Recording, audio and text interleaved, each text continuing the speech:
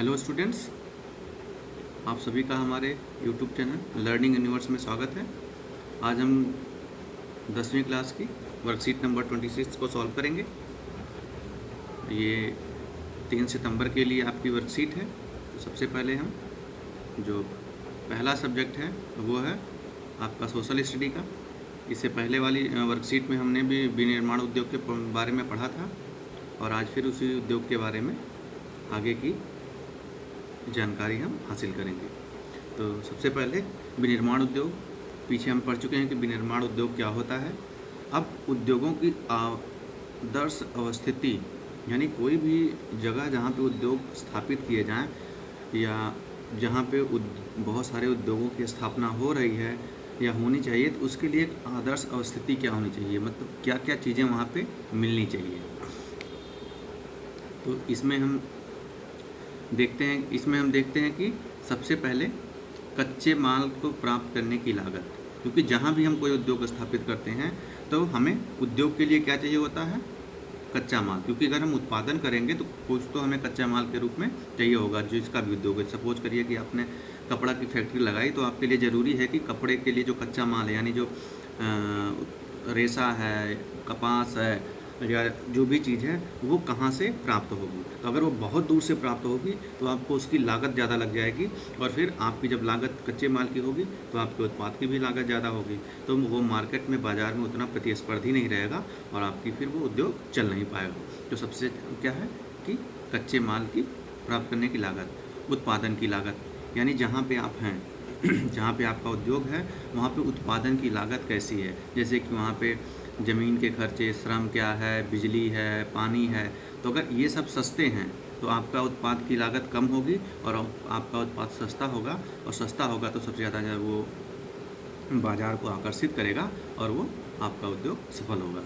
वितरण की लागत, वितरण यानी कि आपकी फैक्ट्री से लेके उपभोक्ता तक, यानी आपका यहाँ उद्योग है और आपका उपभोक्ता यहाँ है, तो इनके बीच की क्या लागत है। ज़्यादा दूर है, आपका बाज़ार नज़दीक है, और कहाँ तक उनको पहुँचाया जाए, यातायात के साधन क्या हैं, कौन से साधन है, रेल है, बस है, ट्रेन है, फ्लाइट, जो भी है, तो ये कैसे इनको मैनेज किया जाए। तो इन सब की ये जो तथ्य हैं ये भी बहुत महत्वपूर्ण होते हैं। इसके अलावा है चौथा, उद्योग स्थापना का निर्णय। तो इन सबको देख करके ही फिर हम उद्योग की स्थापना का निर्णय लेते हैं कि इस स्थान पर उद्योग स्थापित किया जाना चाहिए। अब उपरोक्त प्रस्तुति उद्योगों की स्थापना के पीछे जरूरी स्थिति को बताती है। उद्योग की स्थापना कच्चे माल की उपलब्धता, श्रमिक, पूंजी, शक्ति के साधन, बाजार आदि की उपलब्धता से प्रभावित होती है। यानी आपको कच्चे माल की उपलब्धता हो, श्रम सस्ता हो, यानी जैसे हिंदुस्तान में है या भारत है, जैसे उत्तरी भारत यानी कि यूपी और बिहार में, यहाँ पे श्रम बहुत सस्ता है। पूंजी यानी कि जो आप उद्योग लगाने के लिए आपको पैसे की ज़रूरत है, पूंजी की ज़रूरत है, उसकी भी उपलब्धता हो, यानी बैंकिंग सिस्टम हो, वहाँ पे लोन मिल सके और सरकार से सहायता मिल सके, जो भी चीज़ें हैं। शक्ति के साधन में यानी बिजली है, ये सब। बाज़ार यानी आपका उत्पाद कहाँ बिकेगा, तो बाज़ार, उसके लिए एक बड़ा बाज़ार होना चाहिए। ये सब बहुत ज़रूरी है। हालांकि सभी कारक एक जगह पे मिलने संभव नहीं है। कुल मिलाकर उद्योग की स्थापना के लिए वही जगह उपयुक्त होती है जहां इनमें से ज़्यादातर कारकों को कम कीमत पर उपलब्ध हो सके। यानी कि हर जगह पे सारे कारक मिल जाए कोई ज़रूरी नहीं है, लेकिन इसके लिए ज़रूरी है कि ज़्यादातर कारक कम कीमत पर एक जगह उपलब्ध हों, कम कारक भी उपलब्ध हों और कीमत भी कम हो। उद्योग प्रक्रिया के साथ साथ शहरीकरण भी होता है। अब आप जैसा जानते हैं कि बहुत सारे उद्योग हैं, जहाँ उद्योग शुरू होता है तो वहाँ पे शहरीकरण हो जाता है। जैसे जमशेदपुर है, ये ऐसे शहर हैं कि जहाँ बोकारो है, तो इन सब की यहाँ पे क्या हुआ कि यहाँ बहुत बड़े बड़े प्लांट लगे, उद्योग लगे, क्योंकि वहाँ पे कच्चे माल की उपलब्धता थी, और वहाँ पे फिर धीरे धीरे शहरीकरण हो गया, क्योंकि हज़ारों लाखों लोग वहाँ आके काम कर रहे हैं और वहाँ पे लोग रहने लगे। फिर उनके लिए उनके विकास होना शुरू हुआ, तो वहाँ के आसपास के लोग आकर्षित हुए और वहाँ पे शहरीकरण की व्यवस्था शुरू हुई। कई बार तो बाजार, यातायात की सुविधा, ऊर्जा आपूर्ति को देखते हुए उद्योग शहरों के नज़दीक लगाए जाते हैं। कई बार देखिए, शहरीकरण के उद्योग के कारण शहरीकरण होता है, और कई बार जैसे बाज़ार, चूँकि शहरों में बहुत बड़ा बाज़ार होता है, शहरों में यातायात की सुविधा होती है, ऊर्जा आपूर्ति 24 घंटे होती है। तो ये सब देख के उद्योगपति या उद्योग लगाने वाले लोग शहरों की तरफ उद्योग लगाते हैं ताकि उन्हें वहाँ पे हर चीज़ मुहैया हो जाए।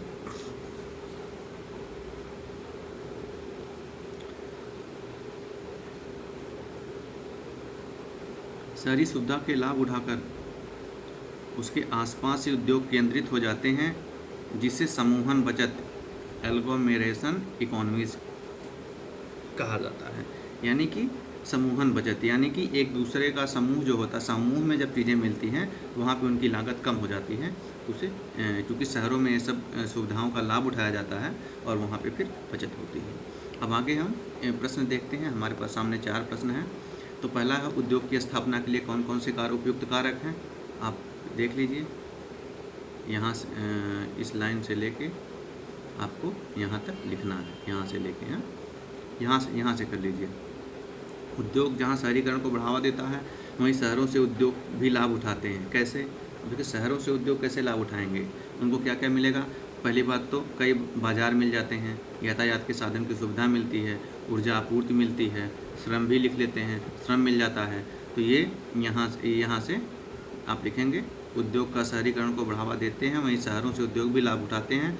जैसे कि बाज़ार, एक उद्योगों को बहुत बड़ा बाज़ार, यातायात की सुविधा, ऊर्जा की आपूर्ति और श्रम शहरों में बहुत ही आसानी से उपलब्ध हो जाता है। इसका ये उत्तर आप लिखेंगे। जो मैंने बोला है उसे आप रोक के लिख सकते हैं।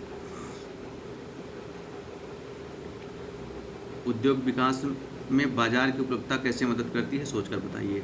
अब आप बताइए, उद्योग के विकास में बाजार कैसे उपलब्धता, क्योंकि बाजार क्या होता है, अगर आपका बाजार नहीं होगा, यदि बाजार नहीं है आप उद्योग के लिए, तो आपके उत्पाद का, आपके उद्योग का कोई मतलब नहीं होता, क्योंकि आपके उत्पाद बिकेंगे नहीं। तो इसलिए बाजार के माध्यम से उत्पादों की खपत होती रहती है और जिससे उद्योगपति या उद्योग चलाने वाले लोगों को उत्पादन करने में की और प्रेरणा मिलती है। तो ये जो है उद्योग के विकास में बाजार की उपलब्धता कैसे मदद करती है, ये होता है। अगला, यदि आपको किसी उद्योग की स्थापना करनी है तो इन 2 बातों का ध्यान रखेंगे। तो आप देखिए, हर आदमी यहाँ पे कुछ लोगों का अलग अलग उद्योग के हिसाब से अलग अलग चीज़ें हो सकती हैं। जैसे अगर आप भारी उद्योग विनिर्माण उद्योग का उत्पादन कर रहे हैं तो सबसे पहले आपको वहाँ पे संसाधन यानी कच्चा माल और बाजार की उपलब्धता, अगर हमें करना होगा तो हम कच्चे माल और बाज़ार की उपलब्धता, इन 2 महत्वपूर्ण चीज़ों को ध्यान में रखेंगे। क्योंकि अगर हमें अच्छी आसानी से कच्चा माल मिल गया और बाज़ार की उपलब्धता हो गई तो ये दोनों सबसे महत्वपूर्ण तथ्य हैं जिससे उद्योग चलेगा। तो ये आपका SST के आंसर की हो गई। आप अपने हिसाब से भी कुछ आंसर बना के लिख सकते हैं, ऐसा नहीं कि जो मैंने बताया वही आप लिखिए। अगला आपका इंग्लिश का है। ये चैप्टर का नाम है ट्रिम्फ ऑफ सर्जरी। इसमें एक ट्रिकी जो स्मॉल डॉग है, वो जो उसकी मिस्ट्रेस है, मिसेज पैम्फरे, वो उसको काफ़ी लाड़ प्यार से पालती हैं और उसको ओवर ईटिंग कर इतना ज़्यादा खाना खिलाती हैं, इतना ज़्यादा कि वो क्या हो जाता है, बहुत ज़्यादा मोटा हो जाता है और वो फिर बीमार हो जाता है, सीरियसली इल हो जाता है। और mistress consult veterinary surgeon doctor Harriet, और फिर वो डॉक्टर हैरियट के पास उसको ले जाती है, किसको, ट्रिकी को। और यहाँ पे जो स्टोरी को नरेट करने वाला है यानी लेखक है, वो कौन है, वो डॉक्टर हैरियट खुद ही है। तो इसको पढ़ते हैं हम। Mister Pumphrey loved her dog Tricki very much that she usually overfed मतलब ज़्यादा खिलाना, उसको इतना ज़्यादा प्यार करती थी कि वो ट्रिकी को बहुत ज़्यादा खाना खिलाती थी। She also had been giving him things that he should not eat, वह उसे ऐसी भी चीज़ें खिलाती थी जो उसको नहीं खाना चाहिए था। और इसका परिणाम क्या हुआ, वो एकदम कबाब की तरह मोटा हो गया फूल के। अब जब उसके पास मिस्टर पम्फरी ले गई तो I try to sound severe, काफ़ी सीरियस होके डॉक्टर ने उनसे कहा, now really mean he this, मतलब अब वो जो एडवाइस दे रहा है, कह रहा है कि आपको इस एडवाइस को मानना पड़ेगा।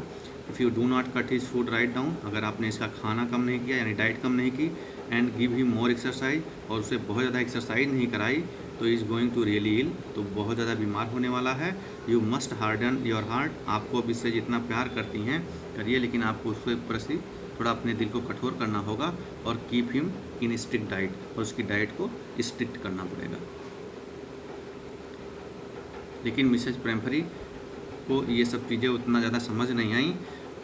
रंग her hand, oh I will mister Harriet and I am sure you are right but this is difficult, so very difficult. अब उन्होंने उनको आश्वासन तो दिया कि ये बहुत मेरे लिए डिफ़िकल्ट है, लेकिन मैं फिर भी मैं आई एम श्योर आप जो सही कह रहे हैं और मैं इसको करूँगी। She set off head down along the road as if determined to put the new regime into practice। और उन्होंने ये ध्यान दिया कि वो जो ये न्यू रिजिम है, यानी जो न्यू डॉक्टर की एडवाइस है, उसको वो प्रैक्टिस में लाएंगी। इसके लिए उन्होंने डिटरमाइन किया, दृढ़ निश्चय किया।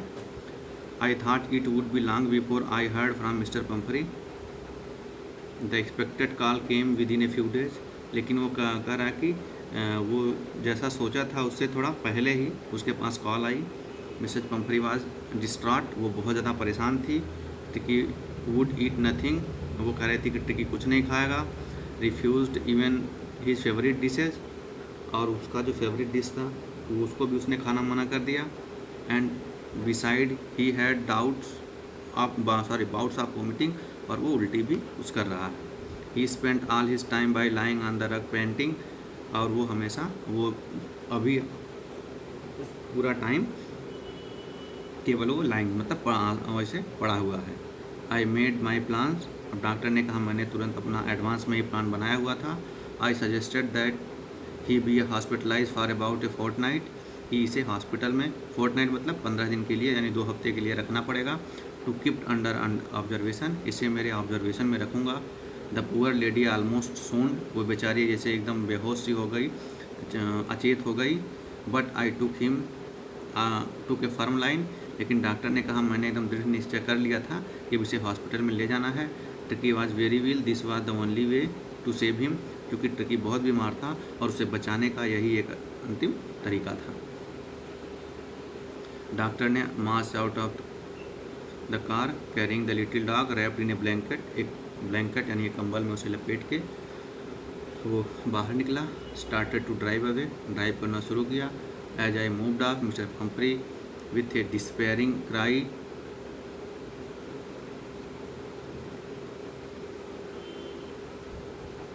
threw an armful of the little coats through the window. I looked in the mirror before I turned to the corner of the drive. Everybody was in tears। यानी वो कह रहा है कि जैसे ही वहाँ से निकला मिसेस पेम्फरी एकदम निराश थी, क्राई चिल्ला रही थी। Through an armful little quotes through the window, और उसको विंडो से हाथ हिला रही थी। आई टुक हिम द मिरर, और जब उसने कहा कि मुड़ते समय मैंने मिरर में देखा तो हर व्यक्ति मतलब हर कोई वहाँ पे रो रहा था। Out on the road I glance down to the pathetic little animal, और जब मैं रास्ते में था तो मैंने उस छोटे से जानवर को देखा जो कि सीट पे मेरे बगल में बैठा था।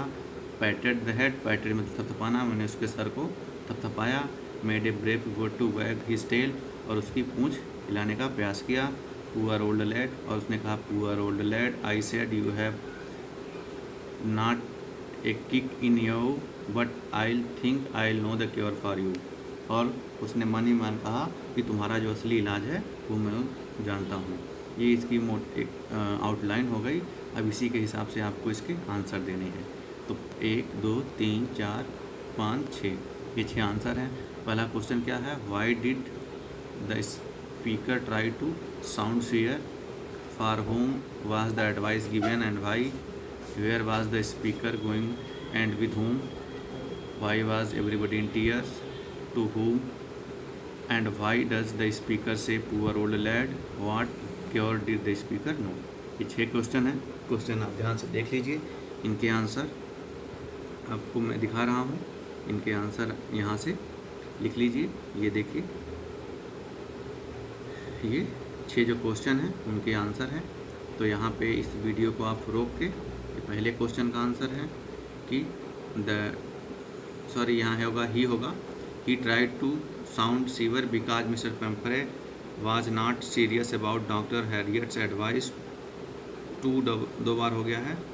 To cut down Tricki's diet and give him plenty of exercise, पहले क्वेश्चन का है। दूसरे का है the advice was given to Tricki because he had become very fat and was unable to walk. तीसरा है the speaker was going to hospital with Tricki. Fourth का answer है everybody was in tear because Tricki was very serious and had to admit at hospital. तो इस तरह से ये आपके 6 जो क्वेश्चन हैं उनके आंसर हैं। तो इसे आप रोक के 6 क्वेश्चन के आंसर अच्छे से राइट डाउन कर लीजिए। अब चलते हैं हम अगले क्वेश्चन की तरफ। यहाँ पे देखिए, find out the word from the passage which means given in bracket, means option given in, यहाँ देखिए ब्रैकेट में 2 ऑप्शन दिए गए हैं। यहाँ पे ये पैसेज वर्ड है, इसका मीनिंग का यानी सेम मीनिंग का, जैसे सीरियस, सीरियस मतलब यहाँ पे पैराग्राफ 2 में स्ट्रिक्ट सीवर, यहाँ सीवर होगा। प्रेस्क्राइब्ड कोर्स ऑफ एक्सरसाइज, यहाँ पे देखिए एक जगह रिजिम का यूज हुआ है तो रिजिम होगा। Fainted specially for extreme emotion, swooned, जब उसे ले जाया जा रहा था वो एकदम अचेत सी हो गई थी। एक्सट्रीमली वही बहुत ज़्यादा चिंतित होना, तो distraught. A period of 2 week, fortnight. Harden का अपोजिट क्या होगा, सॉफ्टन। चीयरफुल का अपोजिट क्या होगा, डिस्पेयरिंग। चीयरफुल मतलब प्रसन्न होना, डिस्पेयर मतलब निराश, सॉफ्ट मतलब मुलायम, हार्ड मतलब कठोर। तो ये आपके इंग्लिश के सारे सॉल्व हो गए और आपने पूरी स्टोरी का आउटलाइन पढ़ ली। तो हमें आशा है कि आपको ये सारी चीज़ें पसंद आई होंगी। तो और आपको अगर वीडियो पसंद आई तो आप इसे लाइक और शेयर करें और साथ ही साथ हमारे चैनल को सब्सक्राइब करें। धन्यवाद।